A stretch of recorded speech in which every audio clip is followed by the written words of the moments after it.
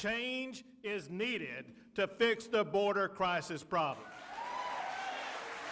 These challenges that we're talking about are a direct result of the open border policies in place right now. And you look at the numbers to see it.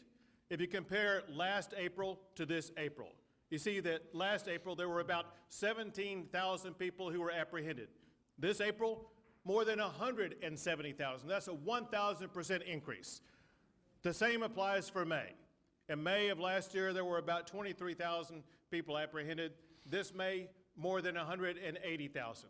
It is out of control, and a change is needed. It's great. It's governor of Texas, of course. I thought Kamala had it all under control, though, so I don't know what he's talking about. So we know what Trump was doing with the border, and then Biden's team has come in and just turned everything over on its head. So Texas taking matters into their own hands. I want to go to Mike Howell. He's former acting commissioner of the Customs and Border Patrol. Mike, how are you, brother? Hey, doing well. I wish I used to be the former acting commissioner of Border Patrol. That's Mark Morgan. I was at Homeland in the Trump administration, but not just that high. Apologies for the promotion, I guess. I don't know which is higher ranking. Hey, so what is Texas doing? What is Governor Abbott doing? So in the midst of a constitutional crisis where the president, for like the first time in American history, has an invited invasion into this country, Texas is exercising what it is, its constitutional authority as a sovereign state to protect its borders. They're doing a few things off the bat. One is they're going to build a lot of more border wall. They're going to pick up where Trump left off. That runs into problems with land acquisition, whether it's private property or federal government property. But they're moving full speed ahead, building a wall where they can and trying to figure it out where, it gets into a hairy situation. They're surging resources and setting up all of their Texas military and law enforcement components to kind of share communication and act in concert on the border. And then they're going to issue people who are crossing the border criminal trespassing tickets. So this is getting them into the state criminal system by charging them for illegally crossing. So starting to step into the role of actually deterring folks from crossing the border. Now, there's a lot more Texas can do and should do. Make no mistake, everything that is possible, humanly possible, they should try.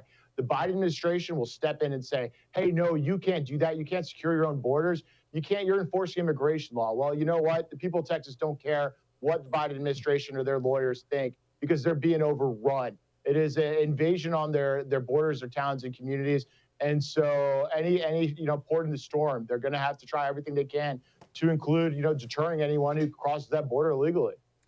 Yeah, so this is really interesting. I never thought of this before. So obviously, if someone comes across illegally, they're breaking federal law. But you're suggesting that they're also breaking state laws, and that's what the state is now going to start enforcing. Right. So I would say two buckets of things. There are state criminal laws that are being broken.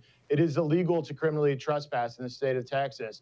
It is illegally to smuggle a human or to conceal a human, like you would if you were loading up 18 people into a truck to speed through Texas highway.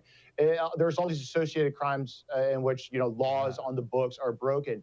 But separate and apart from that, Texas is a sovereign state with the authority, not only authority, the moral obligation to its people to defend its own borders. And so that invokes a whole new set of powers and responsibilities. And that's what the people of Texas are pushing Governor Abbott for. It's not enough just to, go and enforce the criminal laws on the book. This is an invasion.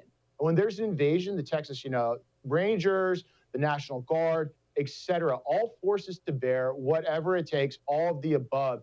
Do whatever you possibly can. And if the Biden administration wants to step in and try to stop you by saying, oh, no, that's a federal responsibility, well, then let's let the American people see what's going on right now. If the Biden administration wants to cause, facilitate, encourage an invasion on Texas and then stop Texas from doing it, well, I can't think of a bigger constitutional crisis that would just play out in plain sight for the American people to see.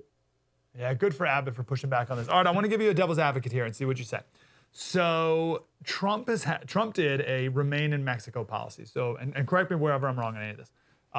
So someone's coming from Guatemala. They make it to the Mexican border. They used to be able to come in, apply for asylum, and then go wherever they wanted while they waited for a thumbs up or thumbs down. Trump said, no, you got to wait in Mexico while we figure out what we're going to do. So that created these massive shanty towns and tent cities along the border, which are very dangerous. Lots of people being raped and all these terrible, horrible, awful things. So the argument is that these parents were so desperate, they sent their kids across by themselves with their, with the coyotes to go across by themselves. That's why there's so many unaccompanied minors, and that's why at least the San Diego Convention Center still has over 1,000 13 to 17-year-old girls sleeping on cots with disgusting food and terrible, horrific conditions in our convention center. So I read this morning that the Biden administration wants to end the Remain in Mexico policy and allow people to seek asylum while in America, wait in America. And they're doing that because that will reunite these families and prevent parents from sending kids across by themselves alone. Okay, what do you think of that? And what do you think about Biden getting rid of the Remain in Mexico policy? Right, so it's done. People aren't waiting in Mexico right now at all. In fact, people who have their cases dismissed are being let back into the U.S. over. So that stuff's done. Any sort of deterrent to get to the U.S. is pretty much off the books at this point. Now, the reason those deterrents are important is first, because people who don't qualify for asylum should not be in the United States, no matter what the circumstances. You have to meet a bar to get allowed in our country. We have rules, and you have to meet those rules before you get let in. And so Remain in Mexico stopped that. Second, immigration and border security is all about incentives and pull factors. If we tell everyone south of the border that if you're a child under 18, that we're going to let you in through the duration of your complaint, and then if you don't even get relief, we're going to let you stay anyways, guess what happens? The cartels see dollar bills, and they're turning a new business line into kids being trafficked into the U.S. So what you end up having is what we're having right now, 3 record months of border crossing numbers, with an explosion in children being trafficked into the country. When you send that green light that says, hey, kids, come to our border and we'll let you in, the predictable happens.